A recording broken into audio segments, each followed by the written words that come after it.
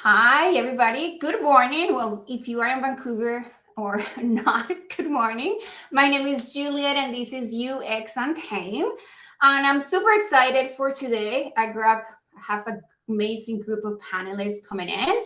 And if you don't know, I'm originally Colombian, and I've been living in Canada for the last 14 years.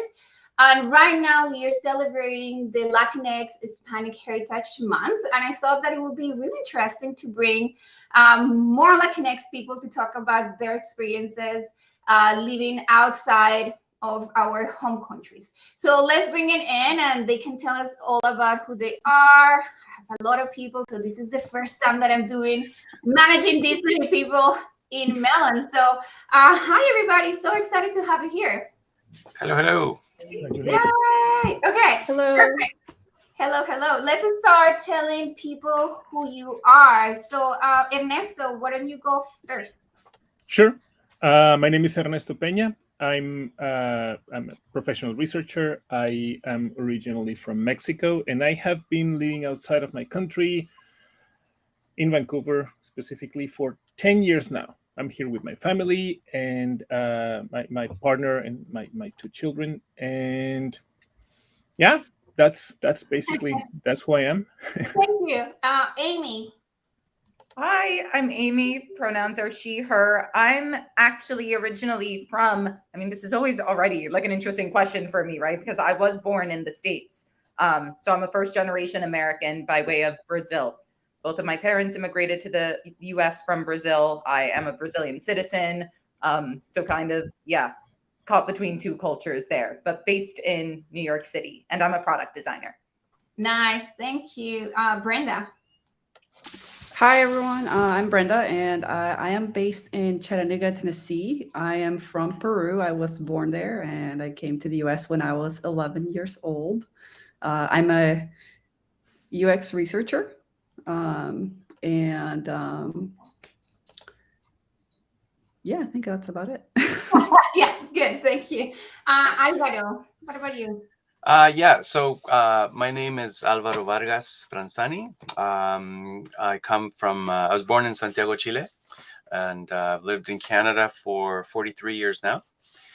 And I'm a team lead for user experience team of developers, researchers, and designers in the federal government. Yeah, that's how I know Alvaro. I work in the federal government too. Okay, this is one of the questions that I love the most because people usually have something really fun or something that I will never imagine that they will say. But if you can tell us about something unique or fun about you, I will go the opposite again. So Alvaro, what about you? This was actually an interesting question because it's just, as you go into it, it's it's like, well, what do I talk about? But I think for me, the fun or unique thing about me is I tend to approach every problem with the mindset of that I knew the answer to this at some point. So I just have to go through a process of discovery to uncover it. So with that, I think it helps me to not get overwhelmed by like the kind of the blank canvas problem, and in a way it's kind of like playing like a difficult puzzle game, in that that there's an answer, you just have to find it. Thank you. Brenda, what about you? Well, I think probably maybe something unique, or maybe not so unique, but I recently went on a trip and I drove 20 hours in total to get there and back just within the span of a Saturday and Sunday. So when I think about it, it's more of if I want to do something, I will go ahead and do it. Nice. So if I set my mind to something, that I will end up doing it. I'll have I'll plan it out and everything. And if you hear a little bit of noise, I took away the squeaker toys, but my dog's still attempting to make noise. Well, you will have to show it at one point. Okay, so let me bring Andres in. Okay. Hi, Andres. Okay, so I have two questions for you. So you have to tell us a little bit about you and something fun or unique. Oh, and you have to sing the song too, eh? Sure. Okay. Let's see. Something fun that's also appropriate. That's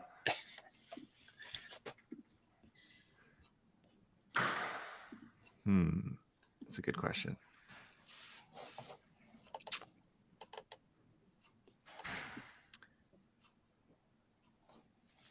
I guess I'm gonna do a cop out. I'm gonna say I've never broken a bone in my life. Oh, okay. So I'm pretty lucky there. And a little bit about my story. I quit my job in 2020 in the midst of the pandemic to start my own design business.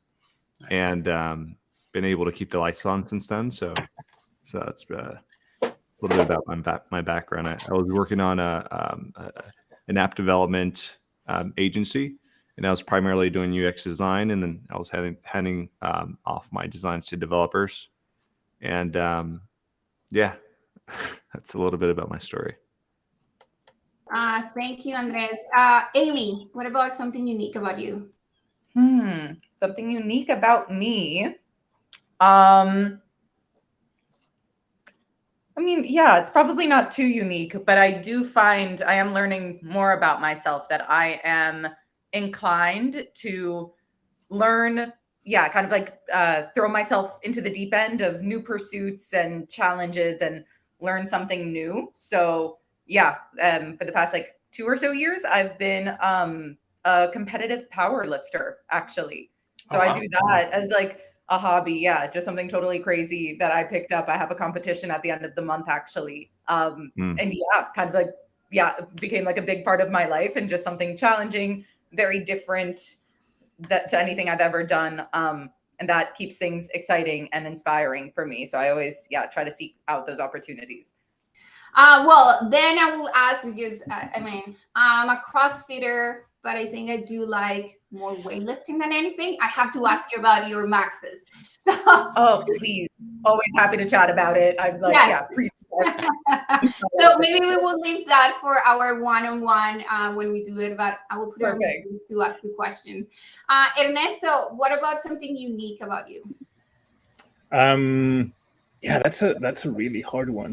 You know, I've been thinking about that since yesterday, and I'm not sure that I can actually, bring something unique.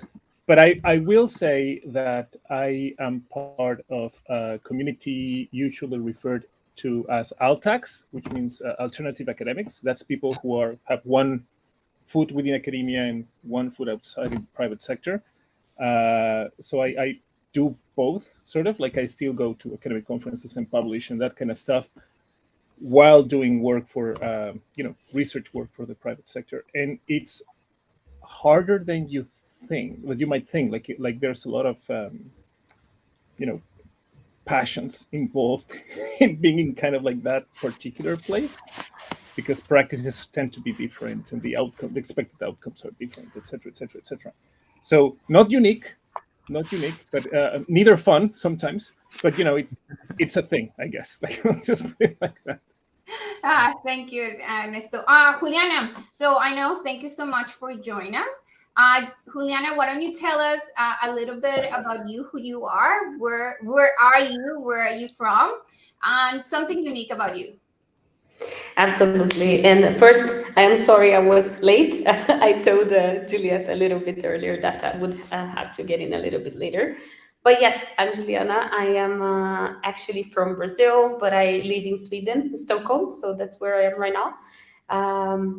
Something very unique about me. I don't know. I think somebody said that it's like part academia and part working in a private company. I think I can share the same, not in the academia side of things, but I am an entrepreneur. So I own a nonprofit organization here in Sweden to help women, immigrant, and non-binary people to get a career in tech.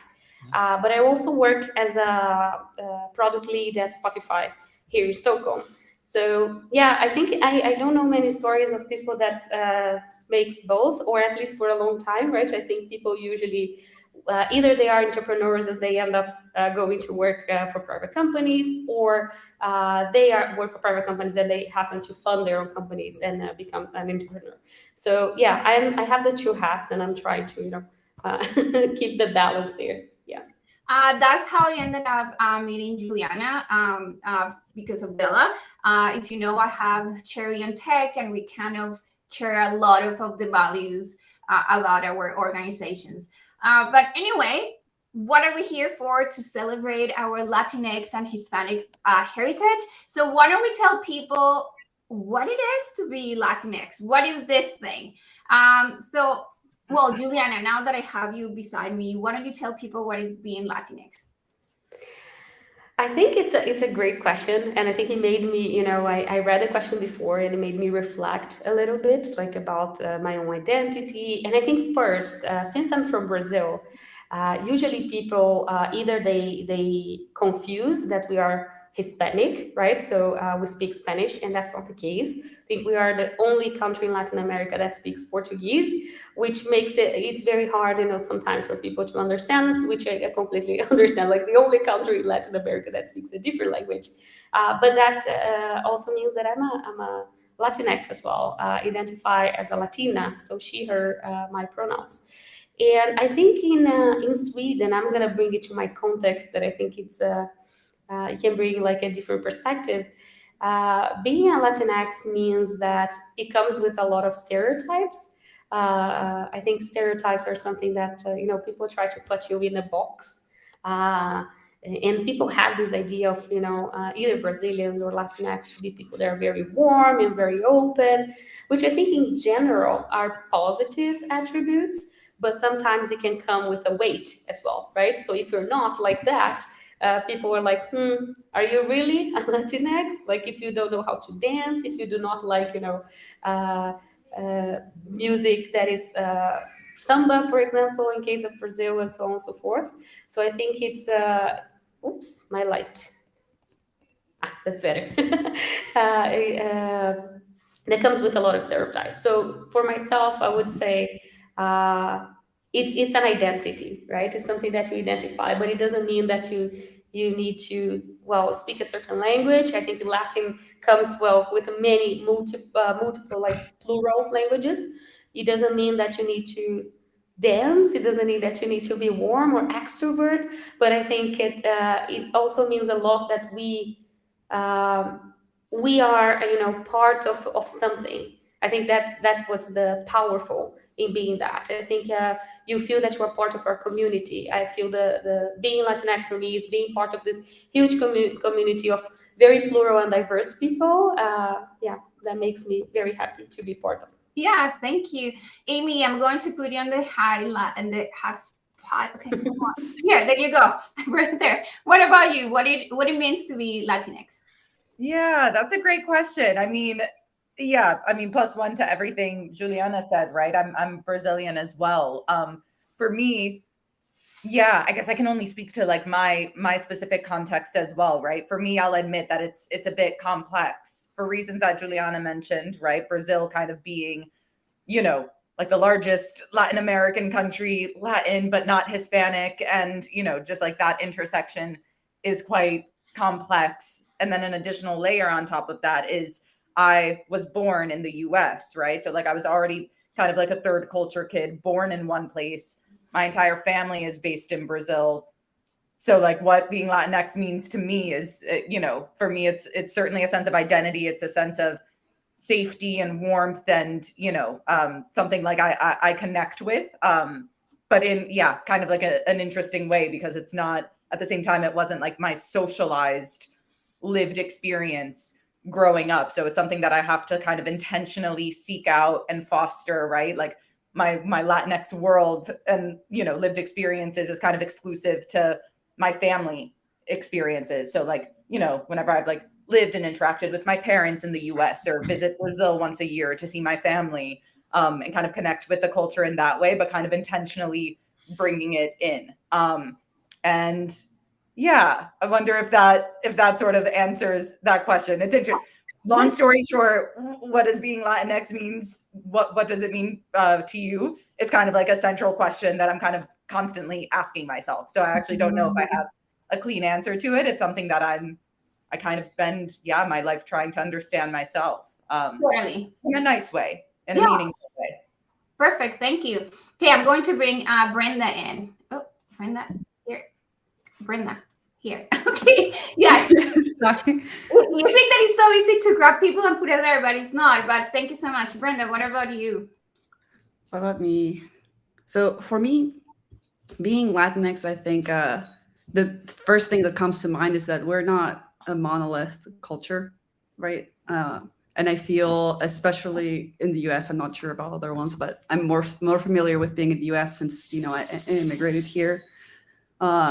People think that we're just one group of people, and we're just so diverse. I mean, I can recall coming to the U.S. as an 11-year-old and being very confused when I saw Spanish translations to help me, and I didn't understand it because it was using a different dialect from Central America, and I'm South American, so it's a bit different.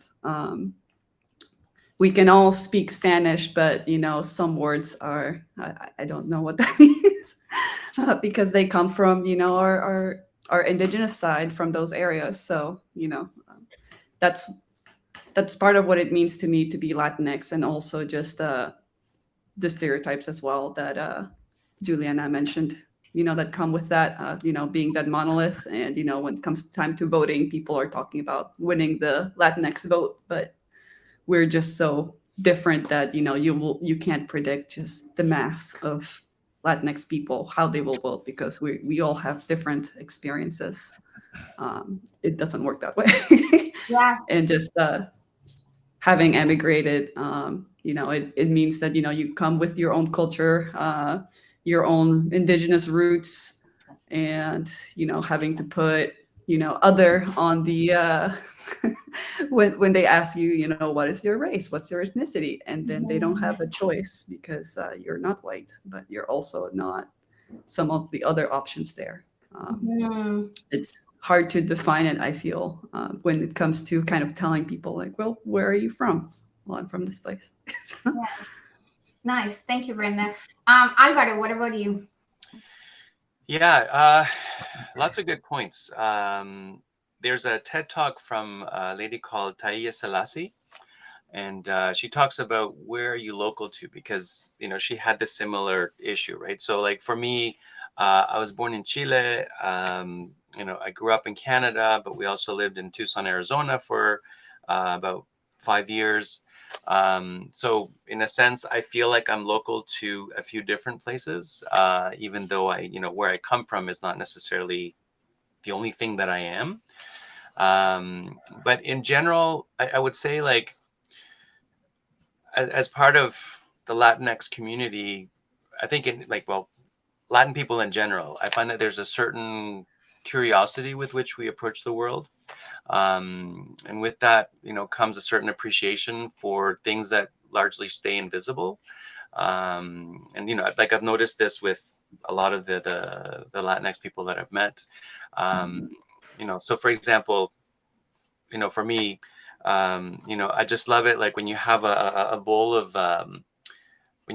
blueberries, and then it kind of leaves some of that juice behind, but then you put water into the bowl, and then like the water starts off almost like a purple maroon, but then within seconds it turns blue, and just like, wow, like that is so cool. It's that kind of stuff where it's you have this kind of innate curiosity. And the other thing too is that, especially like Latinx coming into another country, and I think this is not just for Latinx people, but also as immigrants, I think there's a certain adaptability that we take on, in terms of a certain mindset of getting things done, of not necessarily being defeated by the fact that it's just like, oh, like you can't do this, and it's like, well, why can't we do it, or how might we do it? So I think for me as Latinx, and also as an immigrant, I think that is part of our reality. That, and also just, like our love for cilantro, I think is a big part of being Latina. So, I've yet to meet, a Latinx person that, doesn't like cilantro, so it's, yeah. Yeah, that's a good one. I was going to mention in that word of like, we make things happen. We have this word in Colombia that is berraquera. I don't know if you have it anywhere else, or if you know what it means, but that always comes to mind for us. It's like berraquera. Yes. Mhm. Andres, what about you? What it means to be Latinx for you? Sure. My partner recently wrote a book called the Latina Trailblazer. And after seeing her write her book and hearing some of her ideas, what I discovered was that at least my Latinx experience has been one of a trailblazer. And the way that I kind of think about that is, you know, my brothers and sisters were the first ones to go to college. I'm the first one in my family to create a business. I didn't really have, financial support from my family, and I had to rely on a lot of different programs to be able to do what I was doing in college. And even now, as an entrepreneur, there's no safety net. So everything that I do is kind of I'm the first to do it, but it's also a privilege. It's a privilege because now I get to see the fruits of my labor with the following generations to come. So to me, something that motivates me is like, I'm going to be, I'm going to be that trailblazer. I'm going to be, creating a new path for myself, for my family, for people who share my story. And so just, also having a partner who's a trailblazer as well. I think I'm feeling the Latinx community pretty strongly these past couple of years. So, Thank that's you. my- Yeah, we can share the link for the book, so definitely, so people can read it. Ernesto, what about you? What it means to be Latinx? I think I share a lot of the sentiment that Brenda brought up. Like, I think I have a difficult relationship with the whole notion of being, Latin American in general, right? Like, it's not. There is this underlying idea that which is also kind of like almost by design, right? Like the whole origin of words like Hispanic or Latin were to accommodate, demographic, just to accommodate particular demographics in the U.S. during a particular census, right? So it's historically, it's already kind of like it's a very artificial kind of construct. At least the definition of it, like I'm not saying that we don't have anything in common. After all, we like the way that we build language or we build identity is mediated heavily through language, and we share language, which is always great. Like, this is one of the things that I actually enjoy a lot about having the awesome benefit of being able to speak the same language properly, like Brenda said, with a bunch of people. But I do have to acknowledge also that there is that we are definitely not a monolith, and the problem that I see, and again, this is very personal, and I know it can be controversial, and people sometimes go in, I will say things like this, and people will go like, "Oh, how dare you!" But the thing is that I actually resent the fact that something like a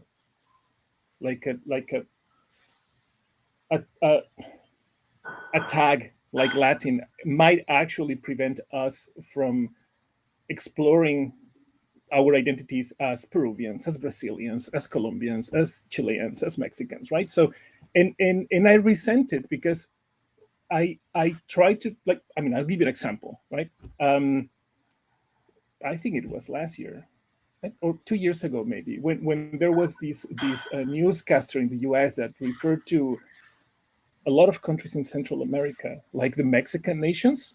I went like, oh, I can't, no. Like, that's, and that is actually, I think, an artifact of Latin as an overarching kind of like a cover that we put to each national individual identity. On the one hand, I love it because I get to know all these different people and I get to talk to them, and there is a sense of belonging. There's this kind of like imaginary community that we have created around ourselves because we assume that there is something more that we have in common. On the other hand, I really resent the fact that this prevents us from being out and from being who we are as individuals, right? Like I can absolutely relate to what Amy's saying, for example. It's like, yeah, very cool, your Latin party, but we're the only ones that speak Portuguese. What about that? Right?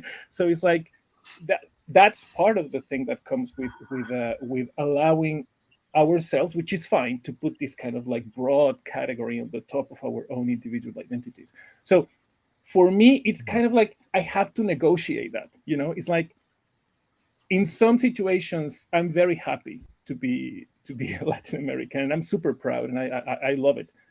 In other aspects, I go like, I wish there was a little bit more of distinction between who we are, because it's very comfortable for the powers that be to actually just go like, let me see, those guys look and sound the same, they must belong there. Right? So sorry, I'm the party pooper. That wasn't the purpose. No, but it's funny though that there's a song by a Chilean band called Los Prisioneros, and basically the title of the song translates to Latin America is a town south of the United States. In a way, I think it speaks to that, right? It's just that kind of generalization. It's just like, oh, you're Latino, like, do you know so and so? And it's like, really? Yeah, and the thing is that you start finding more about that once you have kids, once you get to compare the first and the second generation. And many of those things come out. Sorry, I don't want to monopolize the conversation, but I will if you allow me to. So I would just mute. Thank you. No, that's good. And I mean, that's the reality of where we are and who we are. But and I think that's something that is really close to my heart, and I put away so many times is about me being Latinx or being Colombia, because when you start saying that you're Colombia, it just brings so many stereotypes that you don't want to bring to you. And I think that I have that. If you just look at me and maybe how I show myself today, people will never guess at first sight, okay, she's Colombian, she's Latinx. And I avoid that for so long. So what is something that you were ashamed from being Latinx, or show that you're Latinx, and after sometimes it's like, hey, this is me. I'm more, and I think this is a little more connected to what Ernesto was saying. Is like, it's beyond of being Latinx or being Colombia. So what is something that have you been ashamed, and after time you realize is you? So maybe I will bring Andres first. That's a definitely interesting question. I think when I was younger, I remember really not liking the mariachi and music. And I completely agree with Ernesto, and like that it's not a monolith. And this is exactly like to his point. It's like, at least I realized that I didn't like that music. And there was a sort of shame by my community. It's like, oh, you're not Mexican. And I liked everything else, and also I don't like tortillas, and that was another thing. I was like, oh, how dare you not like tortillas? You are not my son. You do like cilantro though, right? I do like cilantro. And I like tacos too. It's not like I don't eat it like just by itself, and so my family likes to like roll up the tortilla, and just put it with salsa and just eat the tortilla. I'm like, you guys are really out here. So there's a lot of like, in my family, I'm the one who is, I guess, if we were to put it on a spectrum, right? Because it's not a monolith, and there's a whole bunch of different factors to consider. I am the least like in the culture, Latinx culture, because they're super into it. And like for a stranger or anyone else, they're like, oh, that's really cool. Like we share a lot of the similarities. And so now what I realized is that I'm no longer ashamed of like liking or disliking anything of a part of the, Latinx umbrella. It's like, I'm an individual. I'm going to not internalize the shame of anyone else, and I'm just going to be who I am. So yeah, that's So Yeah, thank you. Yeah, definitely. Amy, I have you here. I'm going just to go by the order that I have here. Amy, what about you?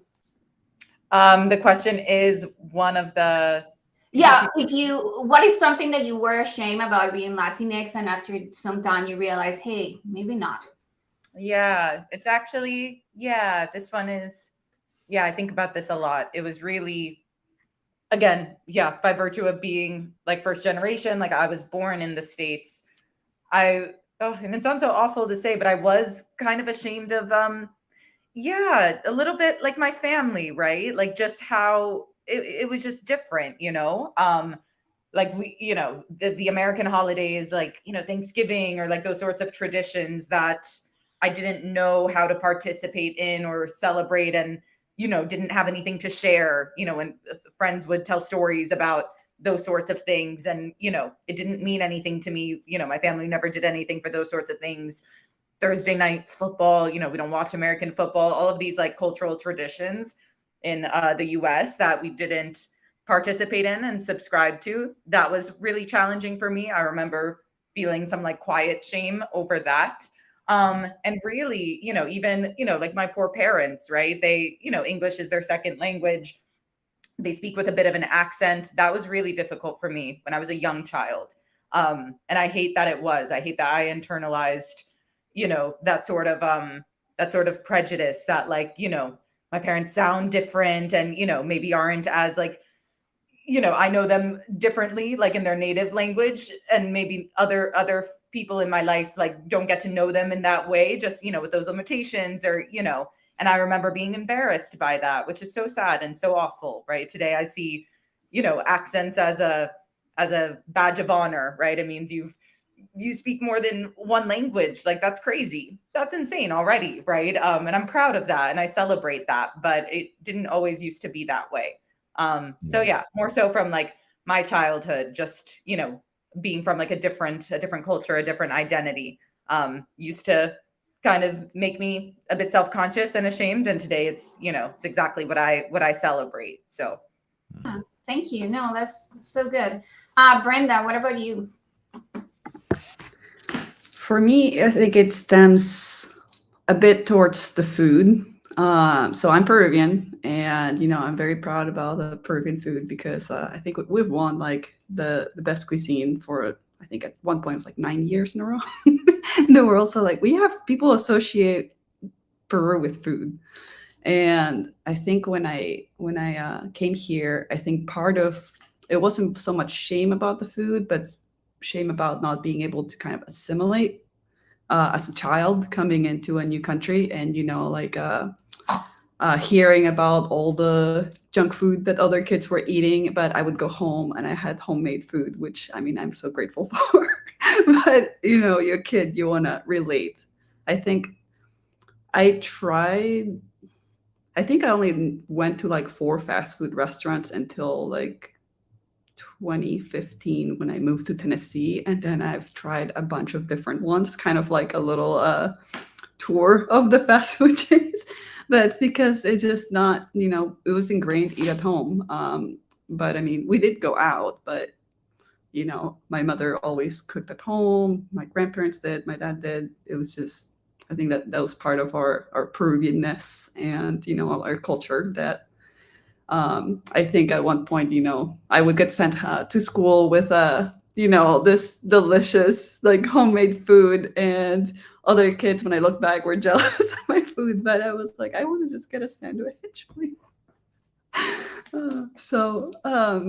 Yeah, I don't know. I look back and I was like, that's kind of ridiculous. And I was really lucky to get that food in school. Yeah, no, I was, that made me think my dad lives in New Jersey and he's been living there for, I don't know, 30, 35 years. And I remember he coming to Colombia and taking me to a burger space. And I was like, oh my goodness, yes. Like, I feel so cool eating like a burger and fries. And I think for me, that was many times the place to feel like cool and like, okay, look at me, I eat food from United States or whatever. And then coming into Canada, no one, like, where is my home made who, like my mom doesn't cook, but I remember my family getting together to make frijoles or make like a bandeja paisa or whatever it is, and feeling like so homey. And it's like, where did I put that on the side for something so that I can find now everywhere? Yeah, like in Canada. Anyway, but yes, I do miss food too. Alvaro, what about you? I think when I was a kid, I was just very aware and ashamed in a way, I guess, of just being different. Being aware that our food was different, our house would smell different. I don't know about the rest of you, but like typically when we cook, and this is how I cook now, I mean, you cut up your onion, and then as you're doing that, you're thinking about what you're going to make for dinner.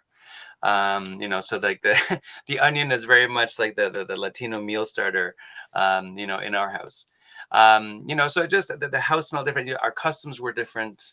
Also like even just my name, right? So when I was when I was a kid, I really wished that my name was like Johnny or Peter, just so that it wouldn't, cause that problem. And I think like adults in the 80s weren't very kind in terms of, pronouncing my name and things like that. So as I grew older, I think I lost that desire and that willingness to please and to conform. And I just kind of one day I just said, you know what, I have a right to an identity, and I think I claimed it. And I just said, no, this is who I am. This is my culture. I enjoy these things.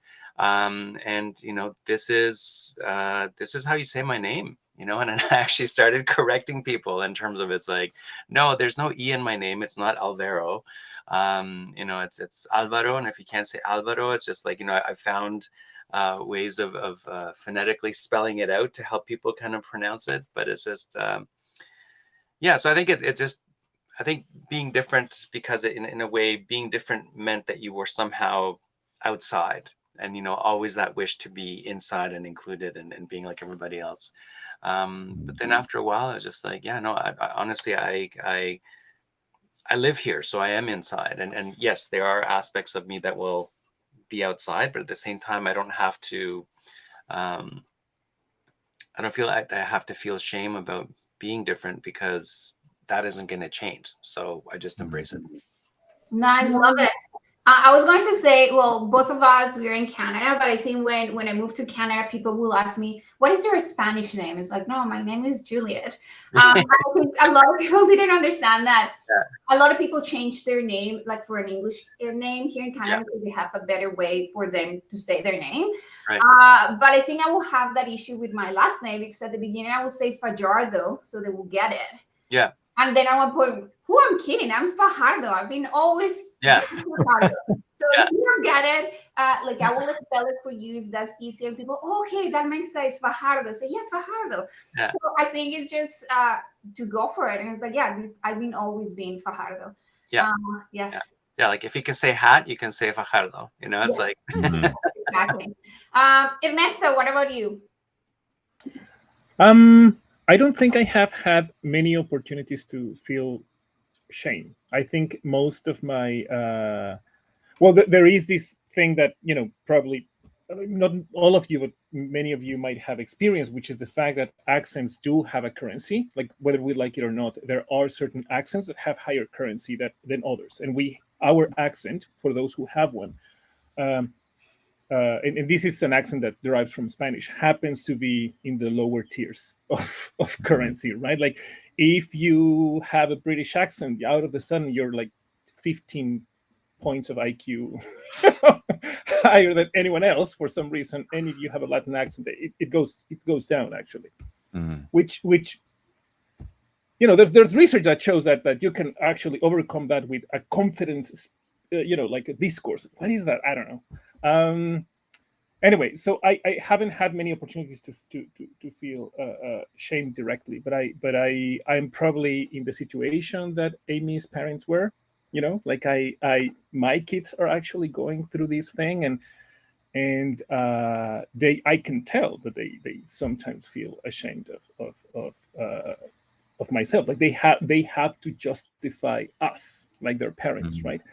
And they are wonderful at that. They're both like lovely kids, and they're actually super caring, and like they're just wonderful people, personalities. But you can tell, how they go like, oh, well, yeah, he speaks funny. He has a PhD though, or something like that. Like that's the way in like they will actually kind of overcome that, or yeah, I mean, which I think when you're on this side of the of the generational stream, it's your choice if you want to feel ashamed of that. I can't do anything to prevent my accent. There's nothing I can do. Like even if I tried when I first immigrated, I really tried, and it was like, oh, this is not working. I sound wrong.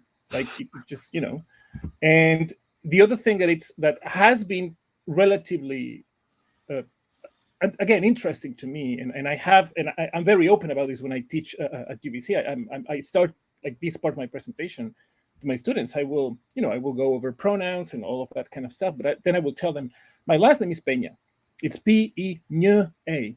It's not Pena, and I will explain why. Because if like Peña means boulder, it's kind of like it's a solid big thing. It's hard. It has like if you want like toxic masculinity attributes to it, if you want to.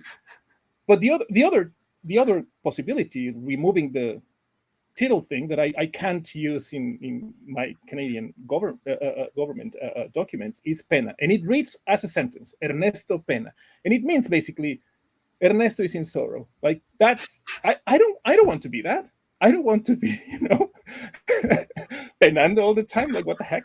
So once it's just one line, it's like it's a squiggly thing on the top of the N. But that squiggly thing translates immediately into the way that you understand yourself in written form in a foreign country. So that's probably the best example that I have, besides the secondhand shame that my kids might feel, which I understand. I don't necessarily I appreciate as an event.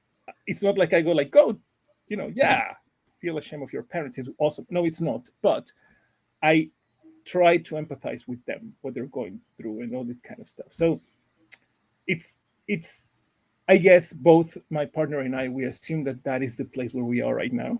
And it's like, that's the price that we actually are paying for having our kids in a place in which we thought will be better, given the current,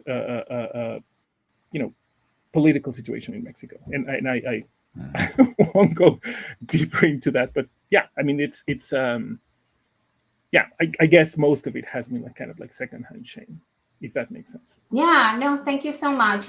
What is something that you, I'm going to keep you there, Ernesto. What is something that you are, or what is the best part about being in the umbrella of Latinx?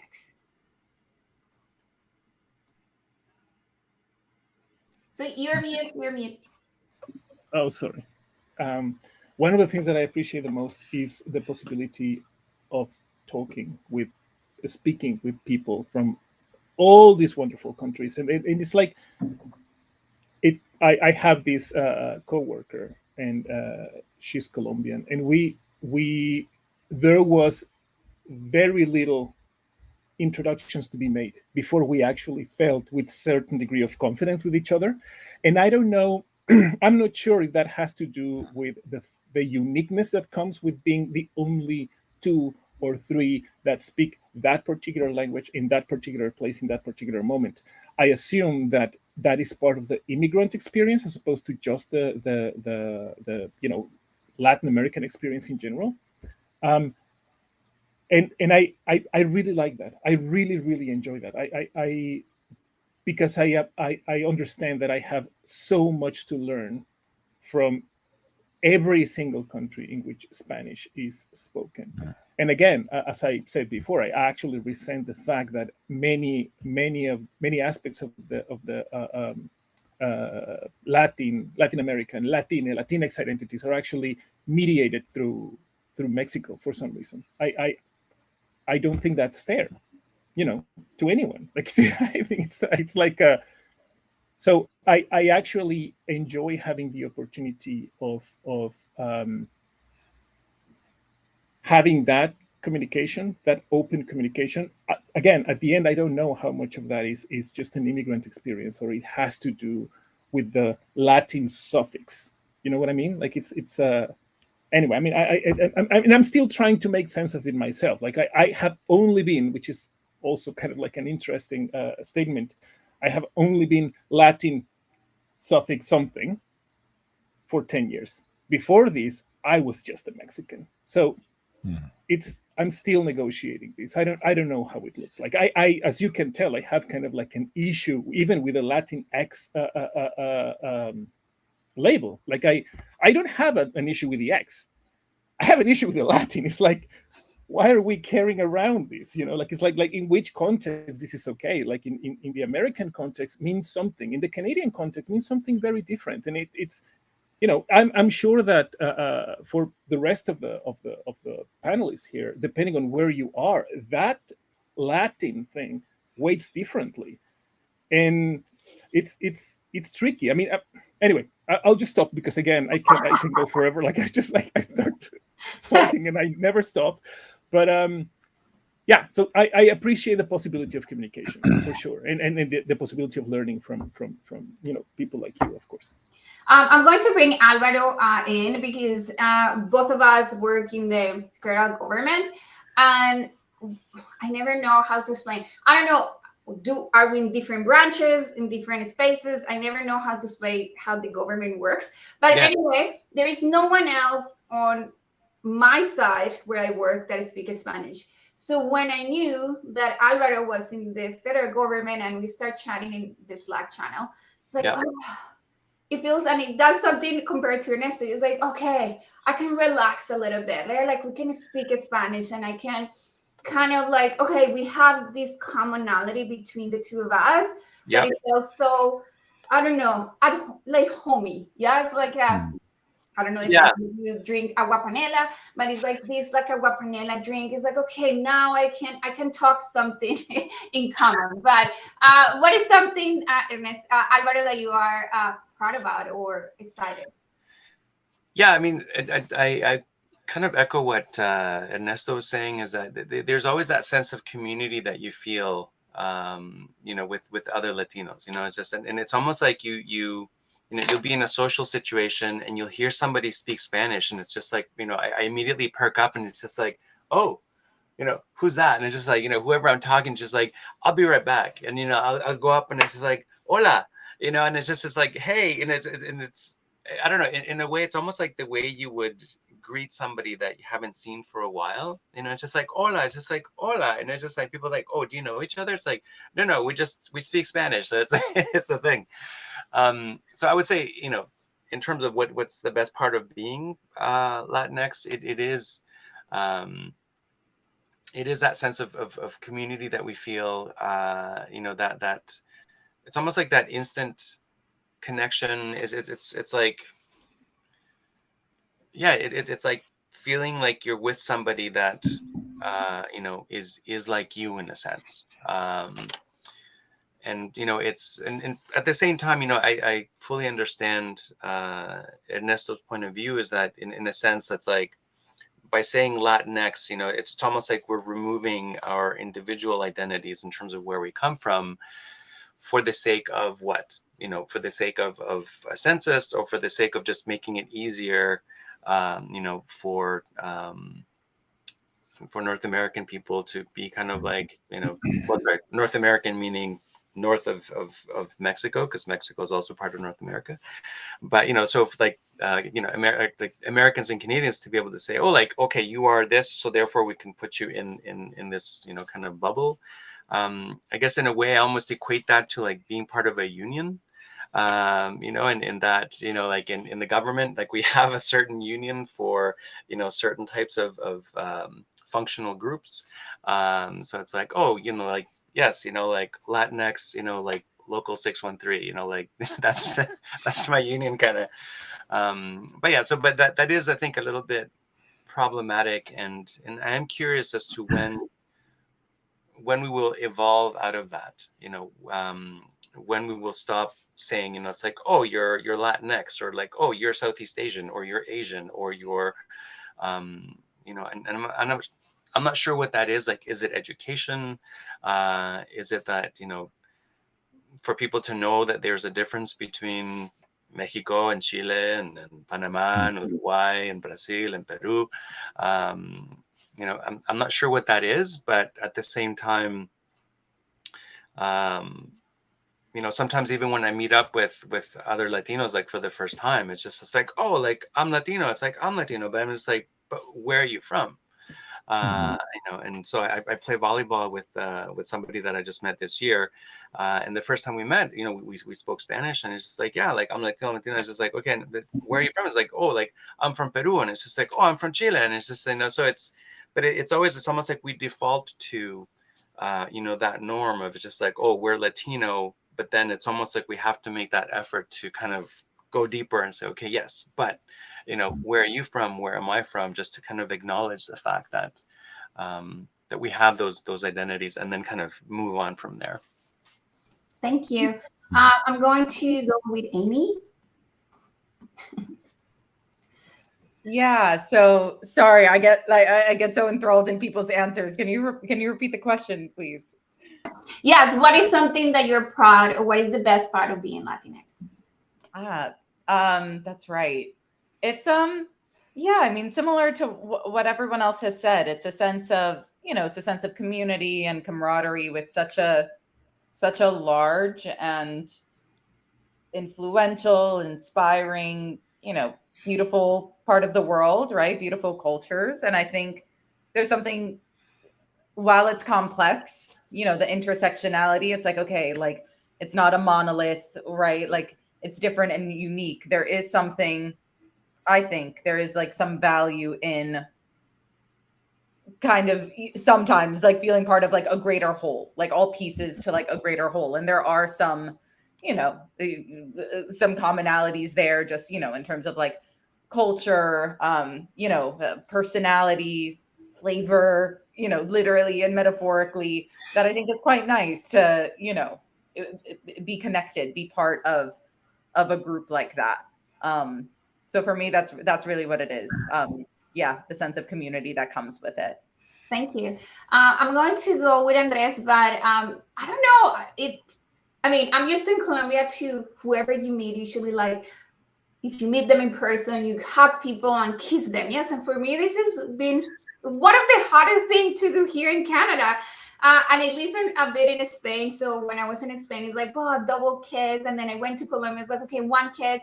But here, because you have a mix of people, yes, like mix of like people who's been living in Canada for a while, and then I have a mix of Latinx friends, and with them I hug them and kiss them, and then with the Canadian friends I'm like, we never know what to do. So for me, this has been something that I love. Honestly, the quality of like warmness that you get from people, just, you know, that you have that instinct of just hugging people. That, I mean, in COVID times was not a good thing, but that I miss. Anyway, Andres. Yeah, everyone's answers has been super fascinating, and I appreciate, you know, all the food for thought, because I've definitely started asking myself questions like yourselves, and yeah, just really appreciate everyone's answers. For me, the favorite thing about the Latinx kind of culture is my mom's cooking and my parents' sort of love. I think those two things are probably one of my favorites. The more that I grow older and mature, the more that I realize how special and how lucky I am to really have the love of my parents and my mom's cooking, of course. So it's been super helpful, and like moments of like, you don't realize how important it is until you're at your darkest hours, and you know you're feeling terrible, something happened, and having that sort of love and support and that meal to kind of anchor you, to remind you of how lucky you are. My mom makes pretty good. Flautas, albóndigas. And every time I eat her food, I'm just like, what am I worried about? Like, what am I tripping about? Like, why am I so, like, it just gives me that context. And so, yeah, that's my favorite part about my like, when are you inviting us over? That's my question. Is like, okay, that sounds pretty good. Yes, that's the next one. Brenda. Bring your chata. Oh, yes. Really. Yes. Brenda, what about you? I was going to say, I mean, pretty much something similar to what everyone said. One was food and the other was community. And with food, like I really relate to what Andres was saying, because whenever I'm down or for some reason, I just book a trip to Florida and I go see my family and I eat a bunch of Peruvian food. But I mean, I don't always just do that because, if I feel down or something, but I mean, even just being with my family and, getting to eat the food that, makes me feel connected or like I'm with my family. I think there's something to that. That was one of the best parts. And I think it can be a little hard to come by with some ingredients where I'm at, but that is one of the best parts. And then just, you feel like you're part of this community. And it's just so interesting to see how food brings people together. I think, at least as part of, what I've seen as, someone that's Peruvian that came here, but I've seen that happen a lot with other Latin countries. And I think the one thing that I think is the best part of it about that sense of community is that we use it to help each other. And yes, we do have that label that kind of can make us feel like a monolith, but then we have kind of claimed it and created events like this one.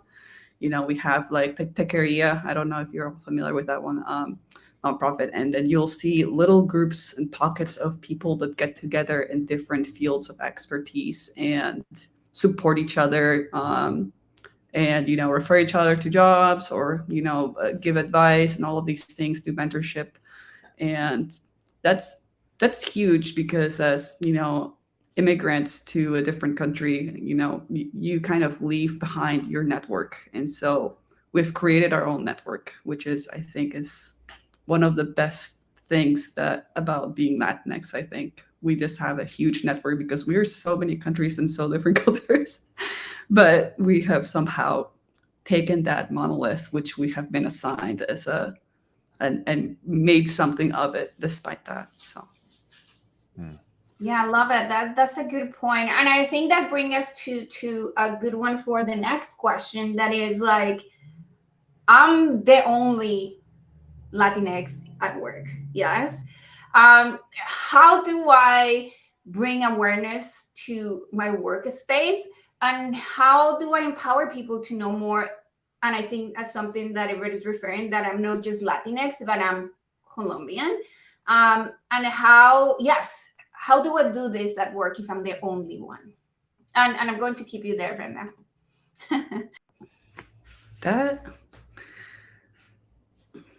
Yeah, it's a good question, because I'm still working through that. How do I bring myself to work without giving too much of myself at the same time? Right. But I think it's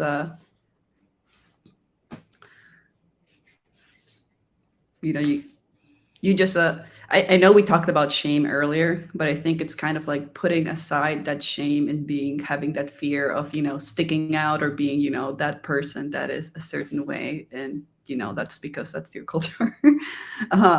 Which I think I'm pretty used to people being being a bit more direct, which I know can ruffle feathers. Because I think there's at least in some places, in the US, there might be a culture of like, you got to be nice. But it's not being mean or anything, but it's just getting to the point. And I think, some other countries, different cultures might have kind of a similar thing, but at least that's what I'm used to. just beat around the bush. And so I think being empowered to just continue to be that, because, places need that. Lots of places need you. As a researcher, when I'm doing research, a lot of people think that, that you need diversity in ethnicity or color or all these things, but that there's also diversity in kind of the way that you are, the way that you think, and what you bring with you. So, we could be, again, Latinx people are just so diverse that we're so many different countries that, we could think completely different about the same issue, because there's so many countries in that monolith, right? So bringing that uniqueness, I think, is going to help you with your job, and with so many things, because there's probably somebody that didn't realize that, something could be thought of in a specific way, but you thought of it that way because you have all of that culture, all of that knowledge, that, those lived experiences that nobody else has. So I think I kind of answered your question. Yeah. But yeah, no, thank you, Brenda. Albert, I'm going to put you in. And I think for me, kind of touching a little bit of Brenda's point is, again, I'm Colombian, and having a Colombian passport is never a good thing, because you need so many visas. And when people open that passport and say, oh, Colombian, and I think for me, working at the government, and I work in immigration, people didn't have this feeling of how hard it is to be in a stop in immigration because you have a Colombian passport. And I think for them is, and even with my partner, to tell her, I don't know if I want to go there, because they're going to see that I'm Colombian, and they're going to ask me so many questions. And she's Canadian, and she's been having a Canadian passport for so long that she just, oh yeah, come in, don't worry. So I think that's a great point of Brenda. It's like, I'm bringing so many awareness of what it is to be in the other side as an immigrant. But yes, what about you, Alvaro? Yeah, no, I mean, just to expand on, to I guess, to riff on that point a little bit too, is just that there's a certain, I guess, amount of privilege, that, comes from being from here, and and I think it's important to acknowledge that. So, but back to the question, I think it's about, and touching on what Brenda was saying, I think it's about normalizing our identity to ourselves. That we're allowed to have an identity, and that it's a good thing. And at the same time, it's kind of like, with that, it's like normalizing it to others, through exposure, right? So we can expose people to, our cultures through things like music or film or food, so that if there's a potluck, bring something that might be, something that you would traditionally have, right? So, like, typically I would make empanadas or something like that, so it's like, and people be like, wow, I love these, like, tell me more about them. And then, I get to tell the story of, like, how I used to make them with my mom, or how she taught me how to make them, and then how I taught my son how to make them, and, all that kind of stuff. But I think another way to also do that is to be curious about other people's cultures. So creating that awareness through an exposure that goes both ways. So if somebody says, it's like, oh, like, tell me about this, or tell me about that. And it's like, yeah, this is how we do it, or this is what this is. And then kind of turning it around and saying, like, well, what is it like with, with your culture?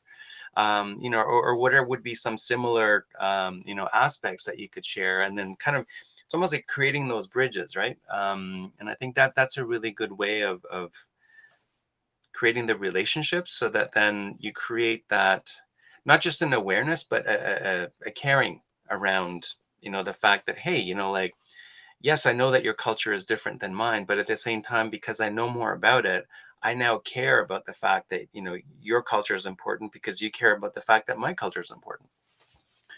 Yeah. Oh, I love that. And I think for us at work, when we do retros and when we do get-togethers, we do once a week, and we do like games.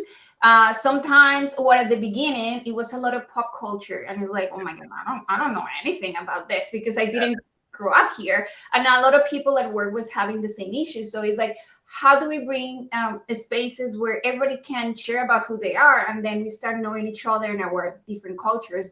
And I think that's been really empowering for everybody to know, okay, this is how we work. This is what you watched TV when you were little. Of course, that's you. If I would ask you, you wouldn't know anything about it. Like El Chavo, like we all know. Yeah, exactly. Yeah. But yeah. Yeah, like El Chavo del Ocho, or you see that meme with like the Ramones, but it's like they're all the faces of Don Ramon. It's just like, to me that's funny, but unless you grew up watching El Chavo del Ocho, as I could be like, who is that guy? Yes, thank you.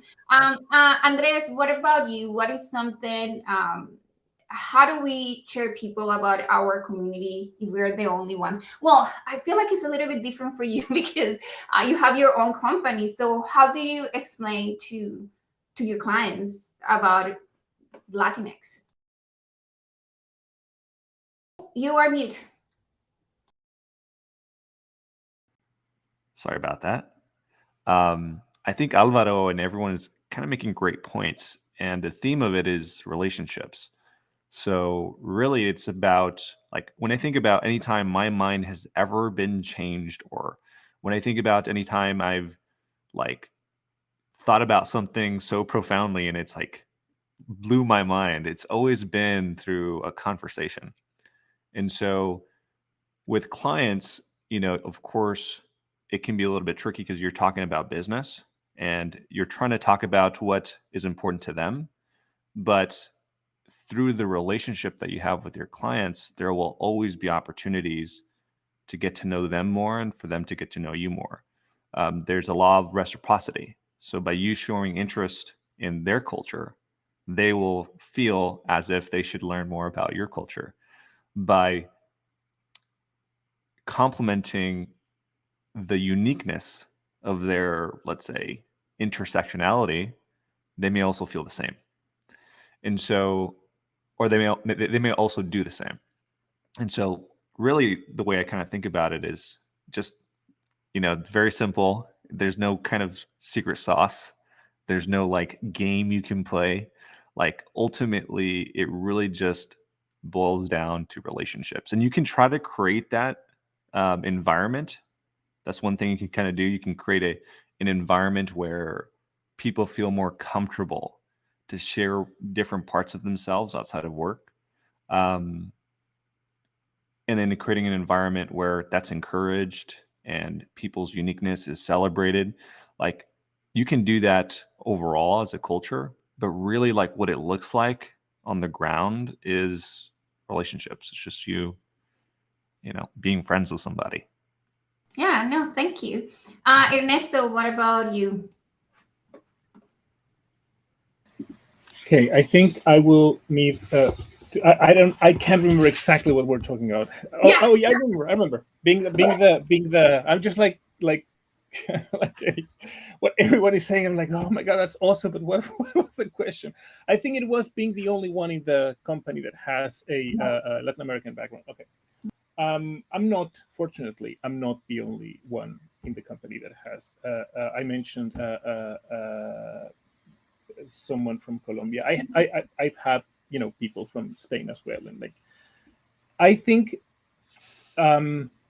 one of the things that I have found, which I think it's interesting, in on the one hand, I certainly 100% agree with Brenda's point about the fact that you bring your own funds of knowledge and like the knowledge that you have from where you were from, right? So from where you're from, and in many cases, what you need to do in those cases, I feel like, I mean, this is completely personal, is that gives you opportunity to push back against the idea of being just an umbrella culture.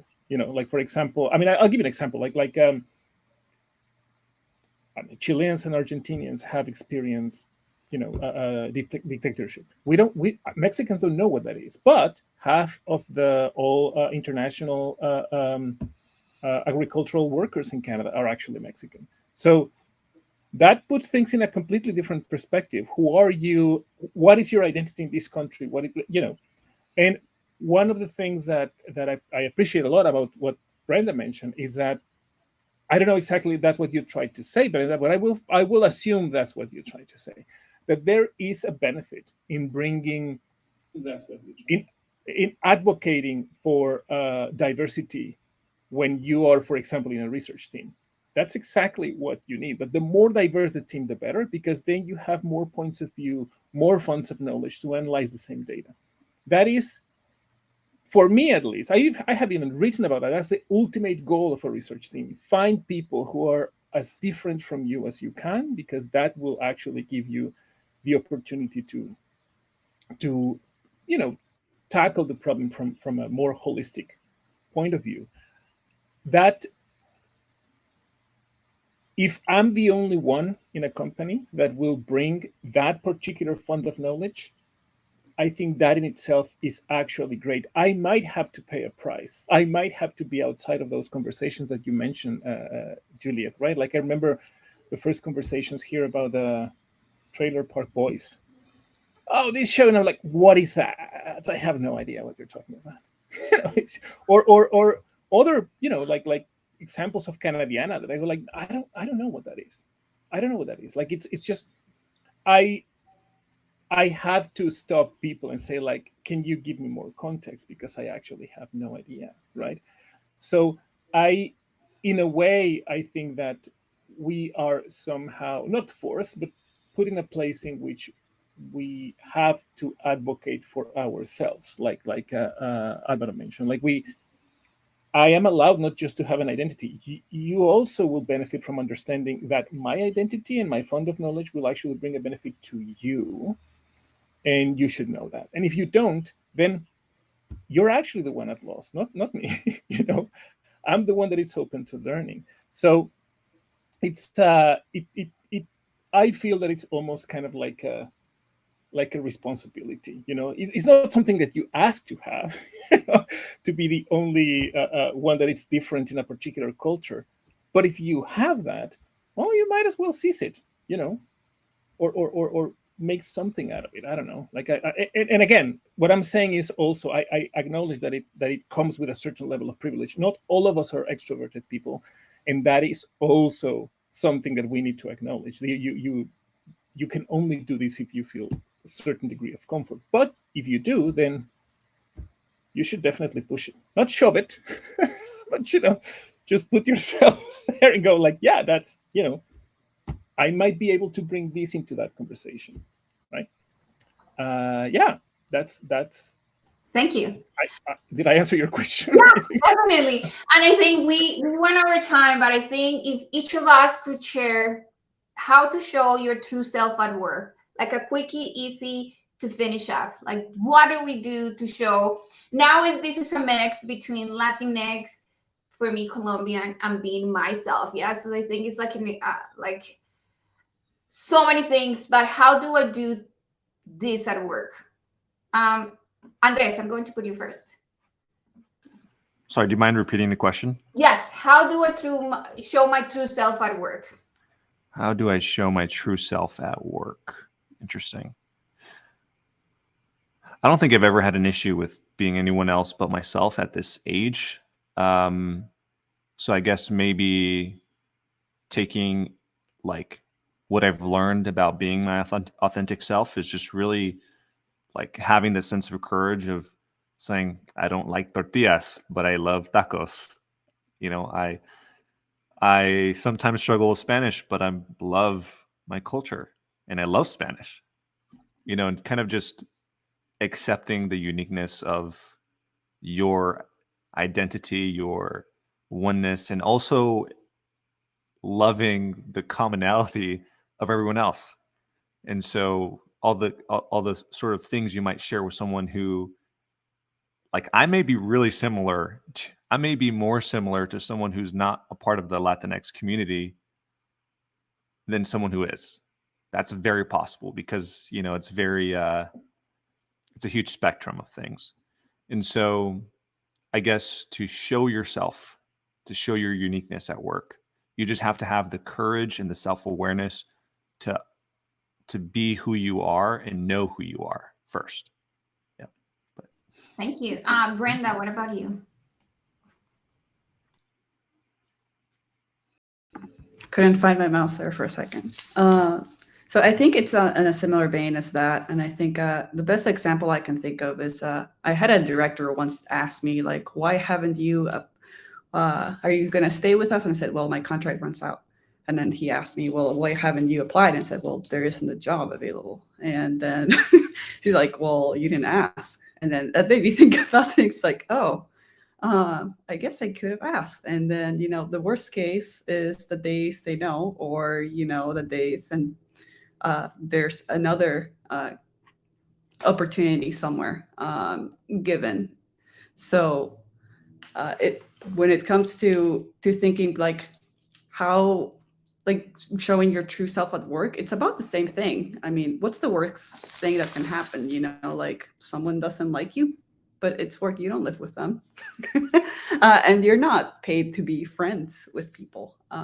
You're there to, yes, you want to get along with everyone and you want to be able to do your job and, accomplish good things depending on your field or what what kind of a domain you're in. If you're in government, I know I've noticed a lot of government people in government, they have a commonality of wanting to help people.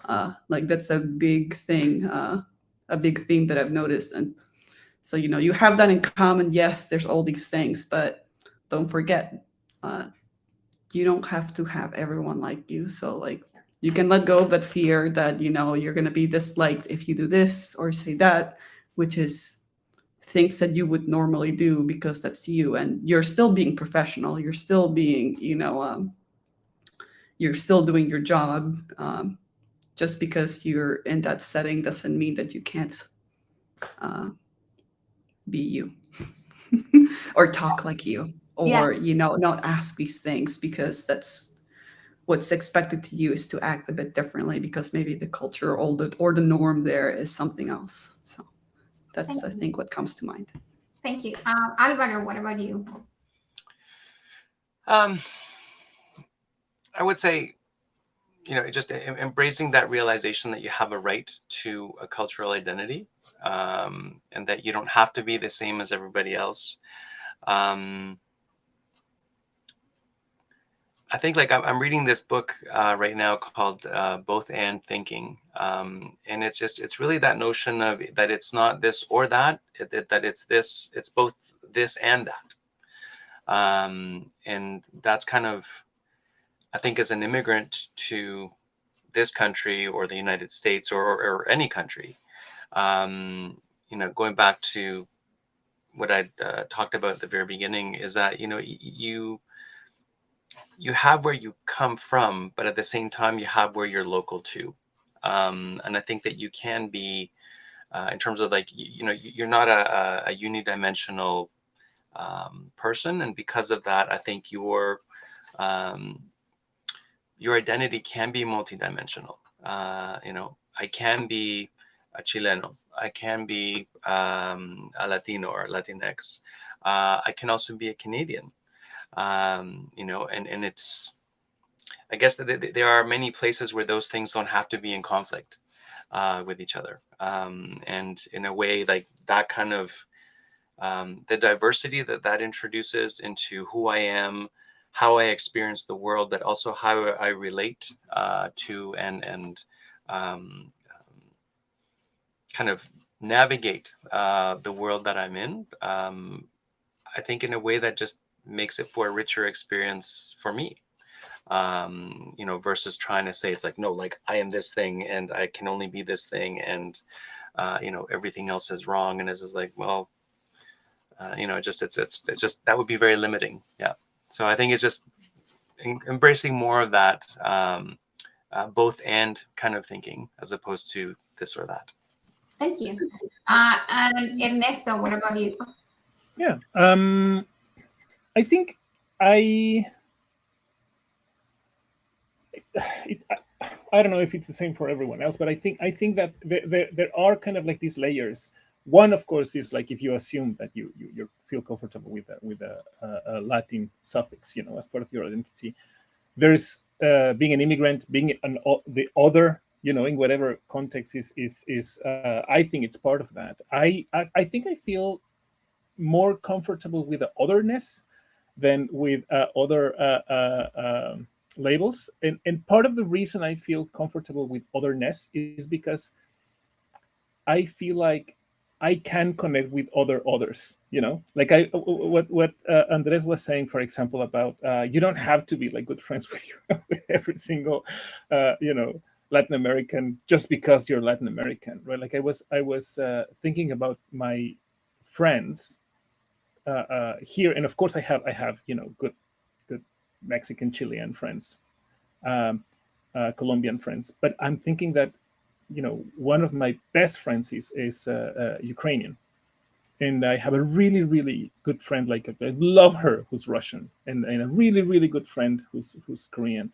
and one of the things that allow me, at least, to kind of navigate my otherness with them is the fact that we're constantly looking for similarities between our cultures, constantly. Like, and one of the ways in which we do that, and again, this is probably a privilege of being like kind of like an immigrant as opposed to a first generation,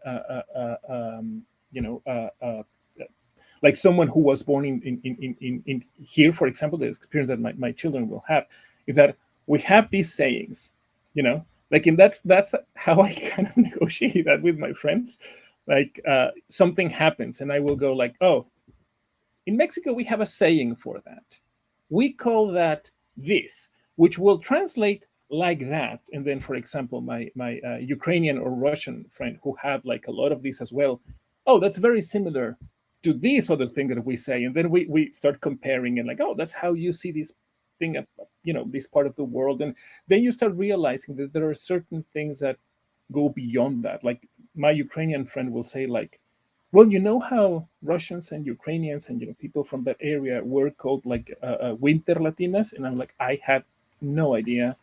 That is very interesting, and then we'll speak about those commonalities and that kind of stuff. So I want to be super clear, though. It's not that I'm not trying to push against the idea of being a Latin American, of being someone who speaks Spanish and that has even if minute kind of like shared heritage with all of you and with every other, Latin American person. It's that I see that as just one part of an identity that has to be, by definition, super complex, because we all are super complex. So it's not my Latinness, the thing that I resent. Is I resent the fact that it's often put in front of everyone else, of everything else, and not necessarily by me. You know what I mean? Like, maybe I should stop thinking about the stuff altogether because things get very complicated.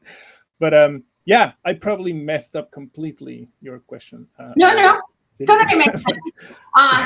Yeah, no, thank you so much, everybody, to make it today. I think this has been really enlightening, and I really appreciate all of you. And I think for me, to finish up, it comes down to, instead of being Latinx, the uniqueness of each of us, and that everything that we have coming through our life make us who we are today, beyond being Latinx, or for me being Colombian, for me an immigrant or queer. There is such a roundness of who I am. And I think I appreciate again all of you. And I think some of you missed what I said at the beginning, but I'm looking for one-on-ones for next year. I already have Brenda. I could have her again. But if you don't want to miss people like this on my podcast, don't forget to subscribe. And thank you for getting to know each other. I think this was great. Thank you, everybody. Have a great day. Great. Bye. And thanks for bringing us together. Yeah. Thank you. Thank you. Thank you so much, Juliet. Nice Adios. to meet you all. Bye-bye. Adios, adios. Chaito.